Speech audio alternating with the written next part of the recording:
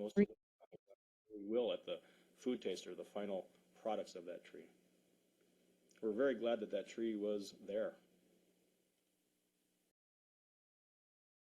So a little bit of background on the project. There are 25 voluntary research subjects who were committed to eating indigenous foods from the Great Lakes region as 25 to 100% of their daily diet for 1 year. And we have a few of these folks in our audience this evening. Karen, you want to wave? Tina, Barb, April, myself. I think that's it here this evening, but we do have a few of us here. We started off with 25 research subjects last March 25th, and we had 2 alternates. We did have a few people who dropped out. They bit off more than they could chew, and that's supposed to be funny. You can laugh. Thank you, Miranda. I always count on Miranda. But we picked a few folks up along the way as well. As folks dropped out of the study, we picked a few up. We're currently at 23. And so we'll see how things go. We're no longer taking new research subjects. Once we got past the 6-month mark, we decided that that was kind of the cutoff time for picking anybody up. Because of the data would then be less than would be considered usable for the study.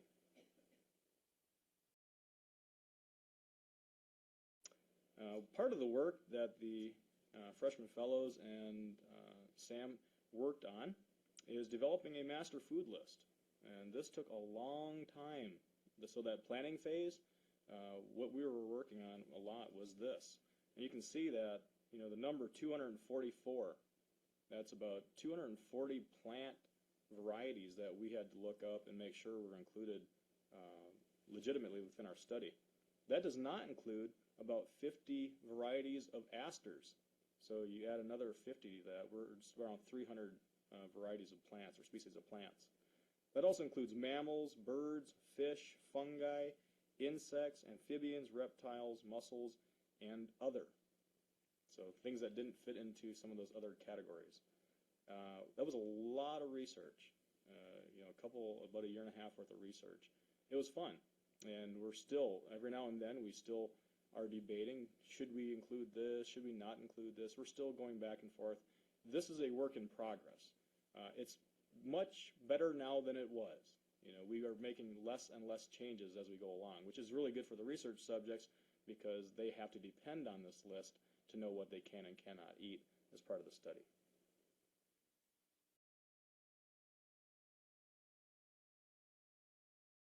So, some preliminary findings regarding the foods. I'm just going to read through this for those of you who may have a hard time seeing this.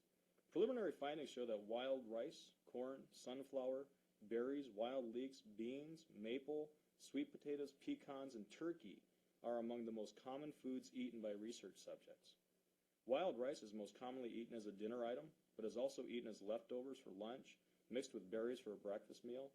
Corn is also a very common ingredient in dinner meals by itself, or as corn noodles, but it's also found as a breakfast mush and in corn chips as a snack. Sunflower is found in oil, seeds, sun butter, much like peanut butter if you're not familiar with that, and sprouts. The most common berries so far include blueberries, cranberries, blackberries, and raspberries. Wild leeks are rarely eaten by themselves, but appear as an ingredient in many dishes and as a vegetable or as a salt. The most common beans include pinto, green, great northern, and black beans.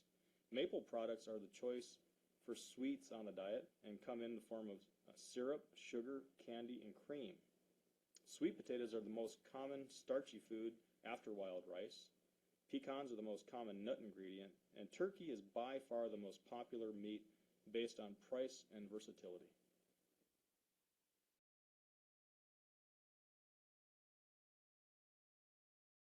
We've logged, or Sam has logged rather, 70 different recipes for breakfast, lunch, dinner, snacks, and treats. They have emerged since the start of the project. Experimental processing of foods, such as grinding, boiling of seeds to make flours and melts, greatly help to expand the repertoire of ingredients and types of recipes. Completely DDP-eligible salads and salsas, soups, casseroles, roasts, breads, muffins, pancakes, and waffles, puddings, and even cookies have been created. Variety in the diet is a concern for participants, which has been met with many inventions and substitutions. Traditional American foods, such as burgers and baked beans, have been remade using bison and maple sugar. The diet has also has adapted to work for vegetarians in the group. Though 23 of the recipes use meat and fish, several of the main dishes and many of the side dishes use only egg or plant-based ingredients. Variety of spices and seasonings is low, so the same 4 appear in the majority of the recipes: sea salt, dried sweet fern, leek salt, and sunchoke powder. Pumpkin seed flour, maple syrup, and maple sugar are commonly used in place of grain flours and sugar cane sweetener. Wild leeks are used in savory dishes like soups and roasts. The ingredients found commonly in DDP recipes, nuts and seeds, corn, beans, squash, and duck eggs, suggest a harmony of flavors such that they can be used in endless combinations and types of dishes.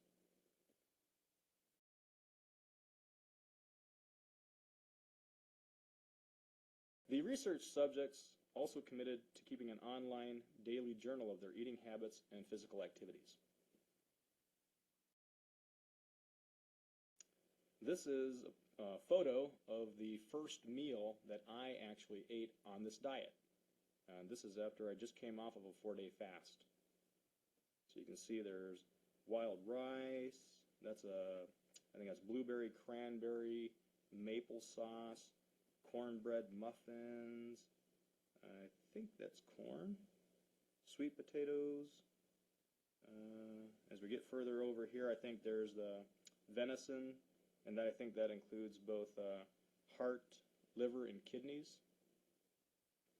and Sweetwater, and down here on the end are wintergreen berries.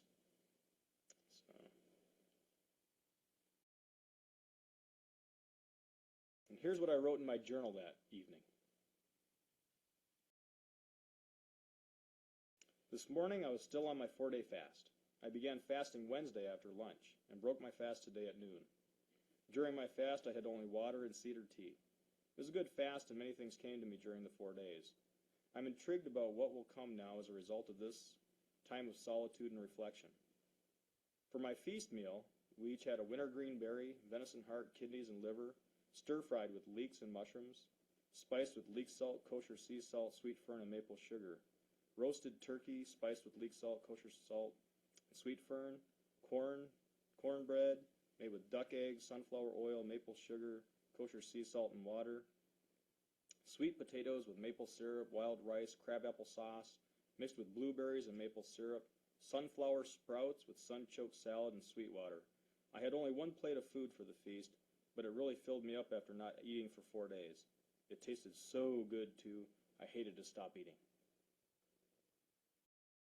And believe me, you get filled up fast after a 4-day fast. That was fast. You guys just aren't getting them.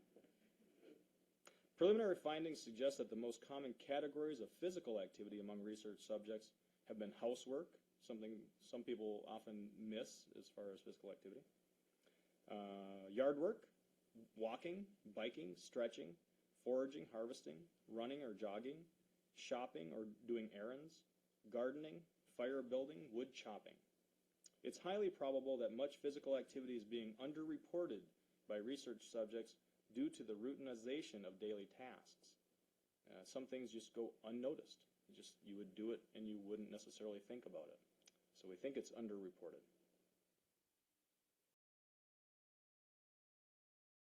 Lastly, research subjects agreed to submitting annual physical and quarterly checkup results. I'll come back to that.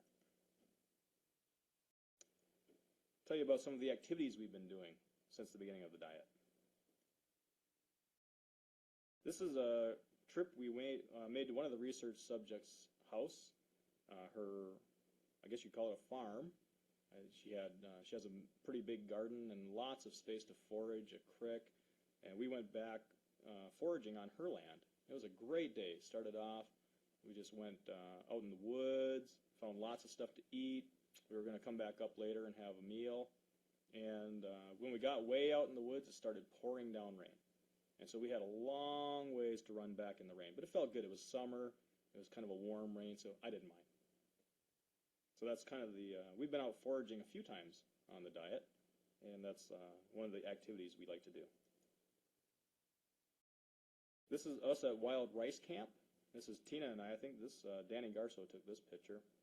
And I have the push-pull, and Tina's knocking the rice. It was a good year for wild rice. We think we got about 35 pounds. Last year, we only got 5 pounds, so this year was really good for us. It's not our best year, not our worst year. This is at the United Conference. We did a presentation, and a few of us were able to talk about our activities. And at the United Conference, they also included a couple of dishes, a pumpkin bisque and DDP chili. They did a really good job. I was really impressed that the cooks took on our recipes, followed our directions, stuck with our criteria, and produced something very good. So, another kind of activity we've been up to. Hunting. This, by the way, was the first deer I ever shot, and really paid honor to that deer. That is the venison that I was eating at my fast, when I came off my fast, my feast. So, paid a lot of honor to that deer, Wawashkeshi. So hunting is something that we're doing, some of us anyway. This is a picture of our cooking demonstration, our first one that we did back in September. And let's see, that is making squash patties. I think that one right there. We actually made a lot of different dishes during our cooking demonstrations. It was really fun, and we ate afterwards. We got to eat everything that we made that day, so it was very fun. Okay, I told you I'd come back to the health checks, and here is some of the preliminary biological outcomes. In the first 6 months of the DDP, the research participants have seen changes in their health, and this has been shown from their initial first quarter and halfway point physicals. There have been positive health changes in many of the participants. Research subjects' health measures indicate that many have experienced significant weight loss and decreases in cholesterol, triglycerides, and HDL. It is suspected that those who have gained weight may have begun the diet within the expected BMI level for their age and height, but it may also be from consuming more food in an attempt to integrate those indigenous foods into their diet, since commitment levels to the diet vary. I'll come back to that point again when I talk about the social or cultural data. This is a photo from the Clinical Sciences Lab here on campus. They helped us by providing blood work for our 6-month checks. So we really appreciated their assistance with that. And this is the non-blood measures. We did these over in Whitman Hall. And you can see Dr. Dowdy and Emily Hansen there with Nancy Irish, one of the research subjects. And then there's someone under the table has a monitor on her toe. No, I'm just kidding. It wasn't that invasive. It's really funny, these little bowls here on the table, those actually have sunflower sprouts in them. I don't know if you can see from your angle, but one of the research subjects, Leora Lancaster, she made these up. She and her husband, Zach, who was another research subject for whoever showed up that day. That was really nice.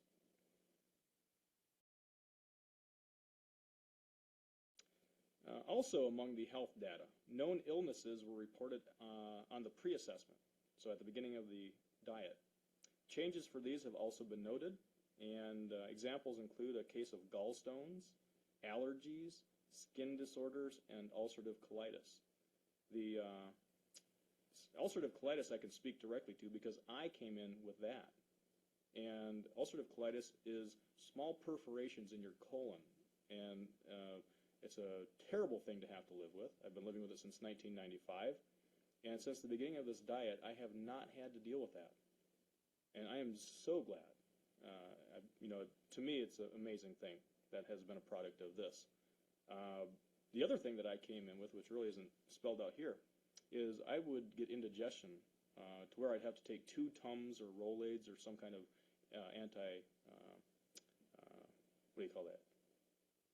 antacid, thank you, every evening. And I have had no indigestion since the beginning of this diet. That's amazing. So People said that their skin has been clearer, that some folks who had certain allergies at the beginning, they haven't had to deal with their allergies. Now, that doesn't mean everybody. And, the gallstones, we actually will have, at the end of this study, one of the things that we plan to do is create a documentary, and we actually have Dr. Scott Dowdy, and Tina is the one who actually suffered through the gallstones during this. And so we had a sit-down meeting and interview, and we talked about that. And that was an interesting time for the study because it was the most major medical condition that anyone has actually had to go through as a research subject during this time. So we're so glad that she's still here with us. It was a serious condition. Some preliminary social or cultural outcomes. The impact on the local market has been minimal overall, but has been more significant on a smaller scale. For specific businesses like the Marquette Food Co-op, Phil's Fish House, Marquette Meats, Northern Meats, and the Trinary Duck Farm. What we're seeing on a smaller scale are businesses responding to our needs as DDP research subjects. They're actually labeling things DDP friendly or DDP eligible. If you actually go to the Marquette Food Co-op, they have little signs say DDP eligible products. On the Trinary Duck Farms, the duck eggs, it says DDP eligible. If you go to Phil's Fish House, they are familiar with our special ordering of maple and salted whitefish, special order smoked fish. Marquette Meats and Northern Meats, believe me, if you go in there and you head to their bison section or their venison section, they're going to say, what are you, one of those research subjects? Yeah, guaranteed. So they're becoming more and more familiar with us. On a larger scale, we're also having an impact on the market. Whether Walmart and Super One and Econo Foods know it, we're buying a lot of their Tostito corn chips because their corn chips are made with corn, salt, and sunflower oil. They're actually DDP eligible, unbeknownst to them. And there's other products like corn noodles that are available on the market now that are organic corn.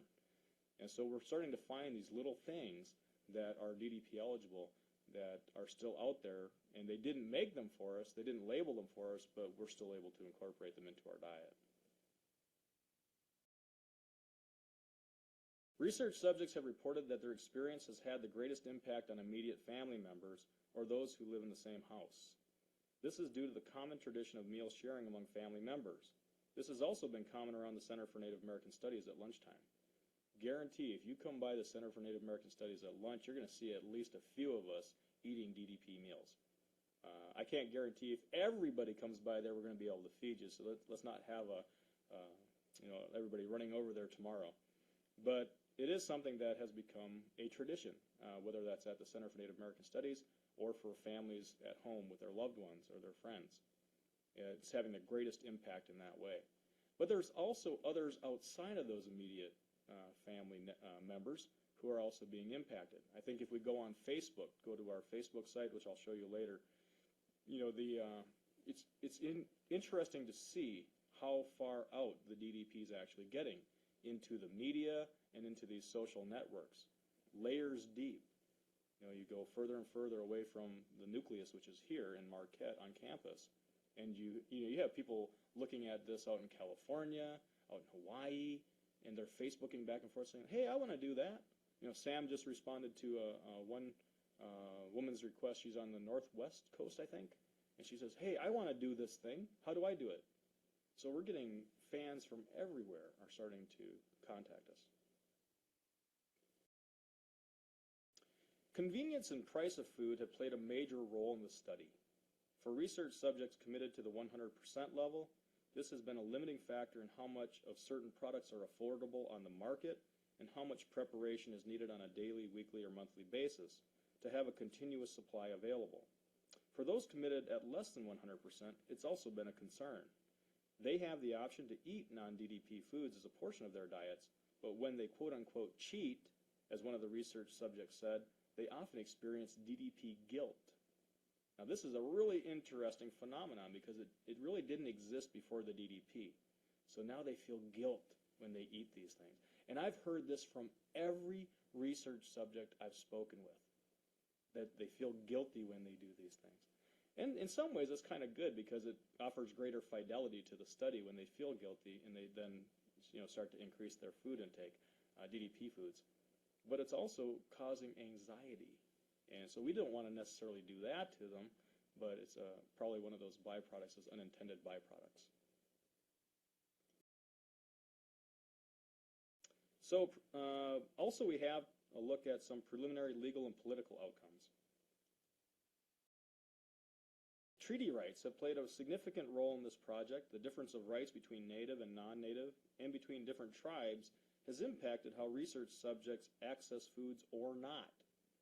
For instance, when I go out hunting, I use my treaty rights. I'm a citizen of the Sault Ste. Marie tribe of Chippewa Indians. We fall under the 1836 treaty, and so anything that is south of K.I. Sawyer Air Force Base or east of Harvey, is within our range, our territory. I cannot necessarily go west of Marquette here, though. That just falls into the 1842 boundary, which we have some folks on the research project who are 1842 tribes. We also have people who are not tribal at all, who cannot exercise those treaty hunting and fishing rights, or we have other tribal folks who also do not belong to these tribes who are 1842 or 1836. So we have a whole mix of folks, and treaty rights and non-treaty rights have played a role in that.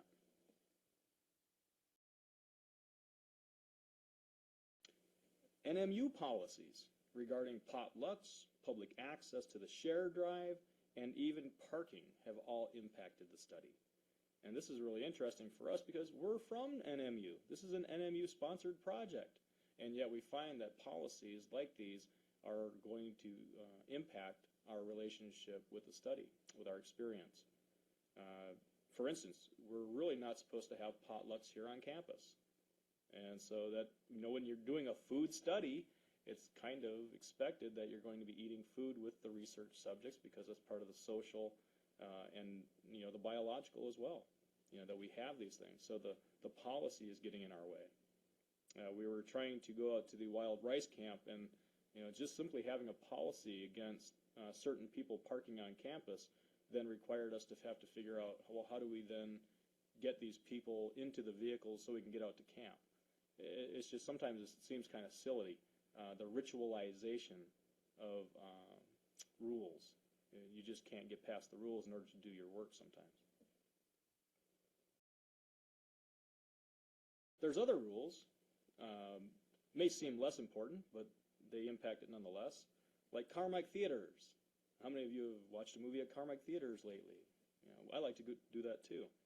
Carmike Theater has a rule against bringing food or drinks in that are not purchased from the theater. That's certainly impacted the experience of some folks. So we have a choice. You can go to the movie theater and have a bottle of water, which is about all they serve that would be DDP eligible, and not have any other products. You could smuggle your popcorn in, or if you have pumpkin seeds or whatever, but that's against the policy, right? So we don't want to encourage people to do the wrong thing, but at the same time, or you could just not go to the movies. So, and who wants that? Yeah, I want to go to the movies. So I'm not going to tell you what I've done because I don't want to implicate myself.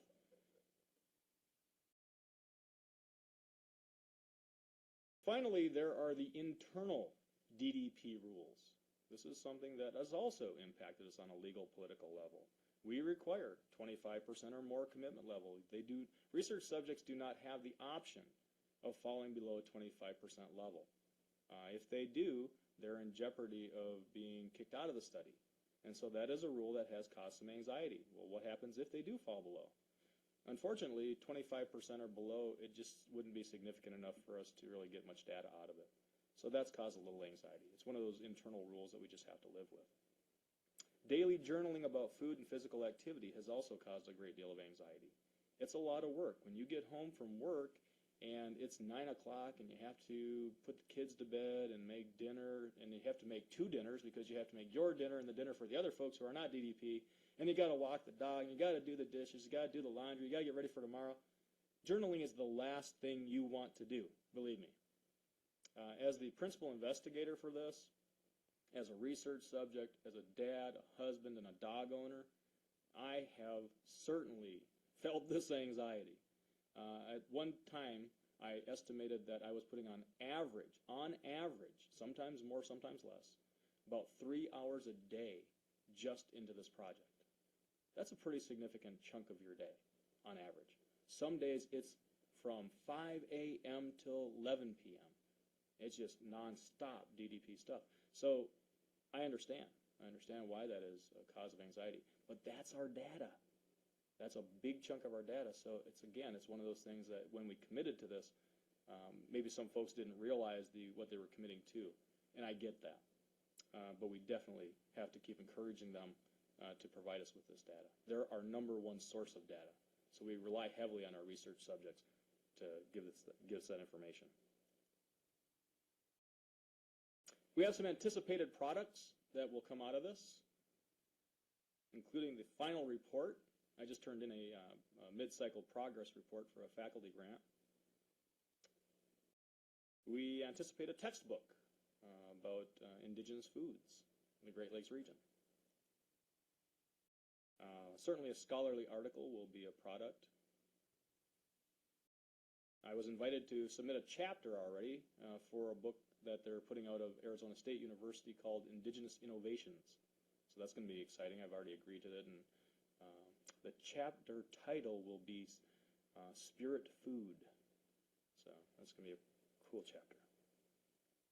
Somewhere along the lines, we're hoping to produce a documentary video. We've got lots of video footage, and so it is going to make sense if we'd use that for more than just looking at the data, that we actually produce a documentary.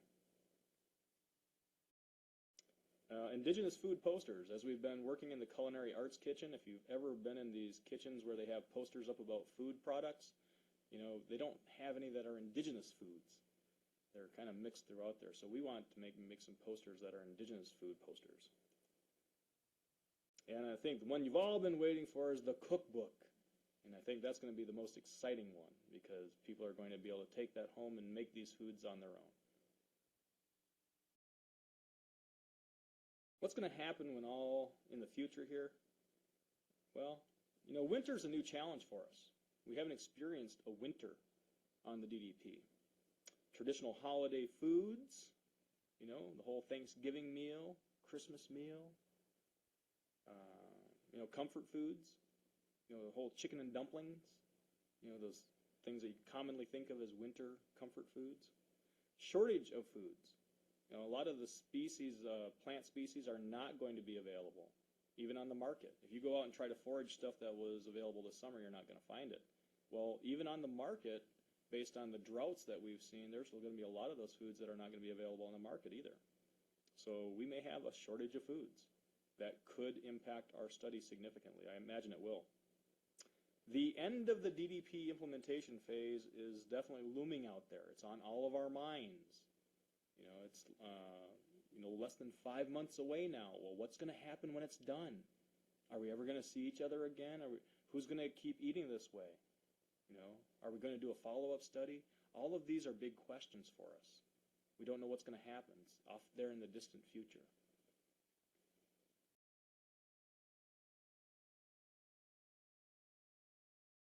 I want to point out that we've had a great deal of support and funders for our project. First and foremost, the Center for Native American Studies has taken this project on as a major study for the center, and I really appreciate April's direction in that way. The NMU Faculty Research Grant, we would not have been able to do this study without that. The Keweenaw Bay Indian Community, through the 2% allocations, provided funding for the study. The Cedar Tree Institute provided actually startup funding for the study. Freshman Fellows Program provided us now with 4 freshman fellows, very bright individuals, I might add. The McNair Scholars Program has provided us with a McNair Scholar. We've had external and internal advisors, Dr. Devin Maihi-Sua from the American Indian Health and Diet Project out of University of Kansas, Jim St. Arnold from the Great Lakes Indian Fisheries and Wildlife Commission, internally, Chris Kibbett from Culinary Arts, Dr. Steve DeGoosh for gardening, Dr. Moy Mohafi exercise science, Michael Broadway, food studies, and Alan Robertus in ethnobotany, and Ken Pitawanakwut, wave Ken, for Anishinaabemowan, native language from this area. We've also gotten a lot of donations and discounts from local businesses and individuals, including the White Earth Nation, NMU College of Arts and Sciences, Grace United Methodist Church, who let us use their church basement when we couldn't have potlucks on campus. We just had to walk across the road to have our potluck. Hey, we worked around it. The YMCA of Marquette, Walmart, Victory Seed Company, Mersey Dotes, the U.S. Department of Agriculture, the PEEF, Patterson Farms, who have given us great discounts for maple products, Great Lakes Indian Fisheries and Wildlife Commission, and individuals including Walton April Lindola, Sam Hassick, myself, and Tina Moses, and Ken Pitawanakwut. We have some upcoming DDP events that you are invited to attend, besides this one here tonight.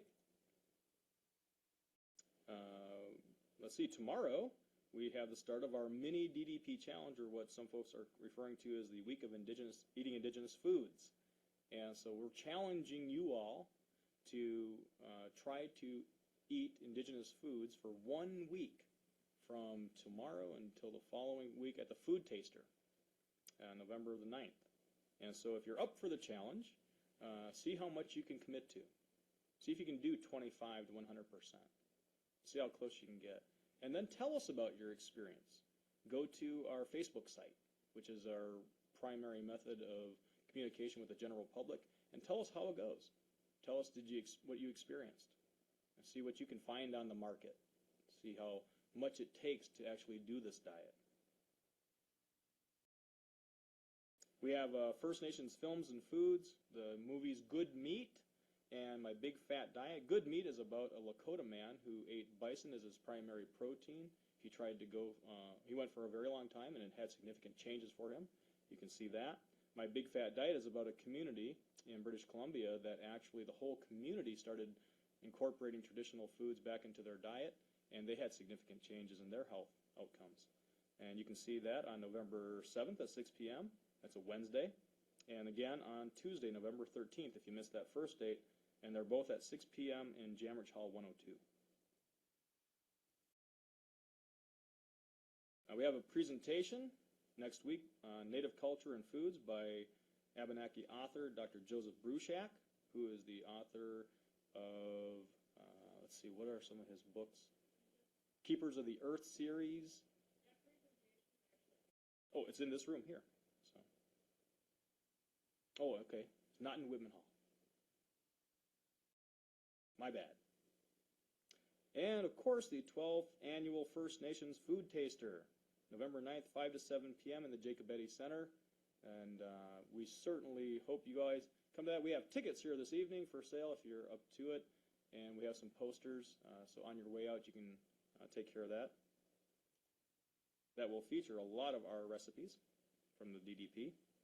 We have a DDP panel presentation where you'll actually get talk directly with research subjects about their experiences. And that is on Wednesday, November 16th from 1 p.m. to whenever in this room here, Mead Auditorium.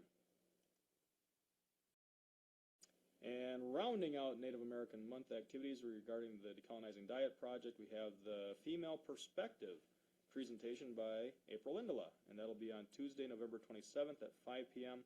And that will be in Whitman Hall 127. Is that still? No, that's incorrect. Well, I must have used the wrong poster. Oh, that's Wednesday the 28th. In here, okay. So pay no attention to the man behind the curtain. Okay, we have factual, accurate information on the posters that are in the back. So. And here are our blog site, which is kind of the portal to the Decolonizing Diet Project. You can get to everything else from the blog site. So if you remember nothing else, remember decolonizingdietproject.blogspot.com. And that will take you from here to eternity. You'll need nothing else in your life ever again. We also have our group site, which has the master food list, all of the journals, entries for our folks, and several other documents that are very helpful in understanding to a greater extent the Decolonizing Diet Project. We have our Facebook site, which is our primary interface with the general public, and our Flickr site, which has a lot of photos. I don't know if we have much video on there yet, but we do have some video on our Flickr site. And so you can get a pictorial overview of the Decolonizing Diet Project. And that is all I have for you this evening as far as presentation. I hope you have questions for me because that's what I anticipated. So if you have any questions, go ahead and raise your hand, and I will call on some. I will. That's a great idea. Go ahead, Miranda. If you go to the Decolonizing Diet Project, do you guys have a list, that Excel sheet that's kind of got an idea of the foods that you can use?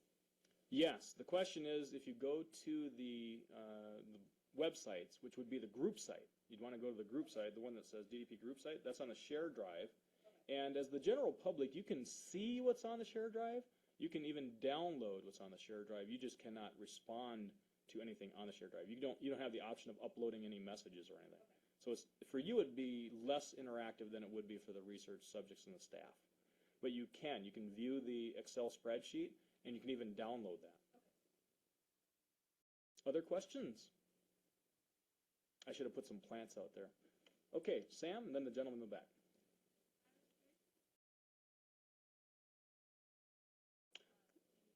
Yeah, the question is about changes in people's allergies. I had a couple of research subjects who have actually said that since the beginning of the diet, actually further into the diet, they saw their allergies decreasing, their attacks. They have less and less attacks. In fact, one of the research subjects said she has not had an allergy attack since like the 3rd month. And she thinks it has a lot to do with the food she's eating. I don't know for sure. I don't want to come off as a snake oil salesman. So, it's not a cure-all, but at least in her perspective, it had something to do with her allergies. Gentleman in the back.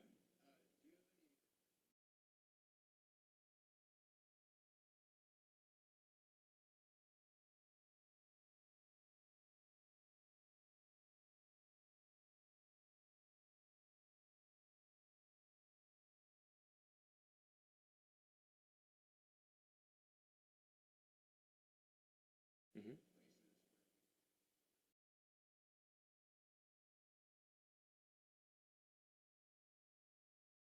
Yeah, the question is, do we have recommendations for sourcing during the different seasons, the DDP-eligible foods? And what we have done is we've worked with folks who are experts in the area of identifying different plants and animals, and we've asked them to act as consultants for our project. And so we've actually gone out foraging with folks, and they've showed us where to find these things. And in the case of wild rice, we have a community, the Lac Vieux Desert community, and the Great Lakes Indian Fisheries and Wildlife Commission folks who have worked together to provide us an experience where we actually got to go create the tools to go wild ricing, and actually go and harvest wild rice. And so that was really cool. It was one of those most memorable events, I think, for folks. And we've also done more than that, though. Not just going out and getting it from nature. We've also taught people how to shop. You'd be surprised how many people do not know how to read labels. And it's amazing when you actually sit down and you look at a label, and start figuring out, well, what is in this food and what is not in this food? And you start thinking about how it could impact your health. So I think it's been a healthy foraging at the supermarket as well, if you look at it that way. And of course, there's the hunters and the fishers, and I've gone out hunting by myself. I've gone out fishing with others, and that's a fun thing to do. It's more of an individual sport, though, when you go out hunting and fishing. Oftentimes, it's not a big group activity, and so it's more of an individualized event. So. Did that answer your question? Oh, thank you. Other questions? Yes, ma'am.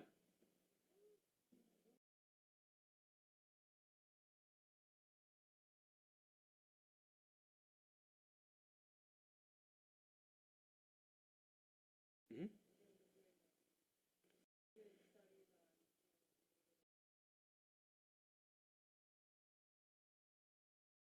Yeah, it's an excellent question. The question is, have we thought about utilizing resources like the Hoop House down at the Jacobetti Center? And in fact, we have. We did inquire about would there be space if we had individuals who actually wanted to grow things in the hoop house. We've gotten mixed reviews about sharing space because there's a lot of agendas here on campus, as you might imagine, for space. What we did end up getting was some space in the greenhouse. And so we actually had about I don't know, what was it, a 12-foot by 6-foot space, Mallory? Sam? So, we did end up growing a number of items, or attempted, I should say, to grow a number of items in the greenhouse. Some of them didn't work so well, but we tried. We also made space at individuals' houses and their backyards. My wife and I, we bought the old McDonald Elementary School out on the base, and we made a garden area out there. And so we turned our traditional garden, quote-unquote traditional garden, into a DDP garden this year as well at our house. And so I think that's what a lot of folks did, is they grew their own in their personal space. We actually had hoped to get a garden space here on campus, and we actually approached the master planning committee to ask if we could get the area, the little grassy knoll over by the Whitman Woods, between Whitman Building and the Woods, and that's still under review. We're 7 months into it now. I don't think it's going to help us much, at least for this phase. But hopefully we do get our garden space for future endeavors. But yes, we have encouraged gardening as another way for people to grow their own. Thank you. Other questions? Go ahead, Miranda. So there's no limitations on the kind of corn that you can eat, or because I know there's so many that are genetically modified that. That's correct. Yeah, the question is there any kind of limitation on corn? Corn is a very suspect product in our society. What we have as a rule, we said no genetically modified organisms.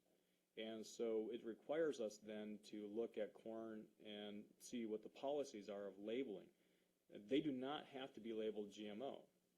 But if you label something organic in the United States, if it's USDA certified organic, it cannot be GMO.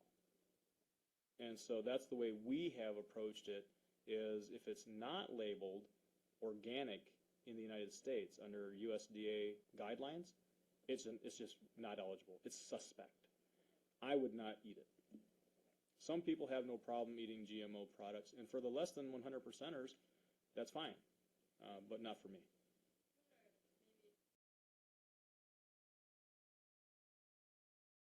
Oh yeah, that's great.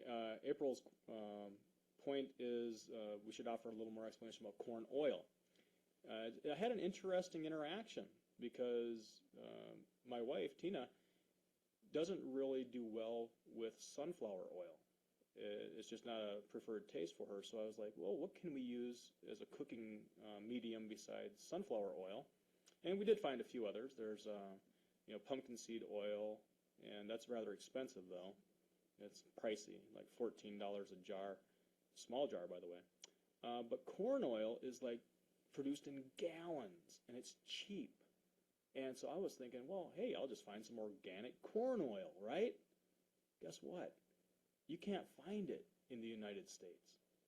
At least I haven't been able to find it, and I've not found anyone in the United States who I've contacted who has been able to definitively say to me that, yes, this brand of corn oil available here is organic, certified non-GMO.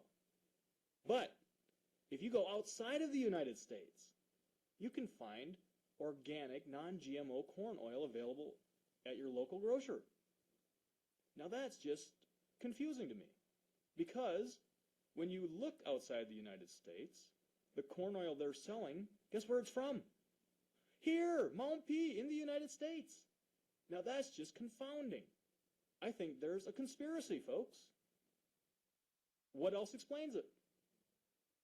So if you do find a source of organic corn oil in the United States that's available locally here or online, let me know, because I'd be interested. Other thoughts or questions?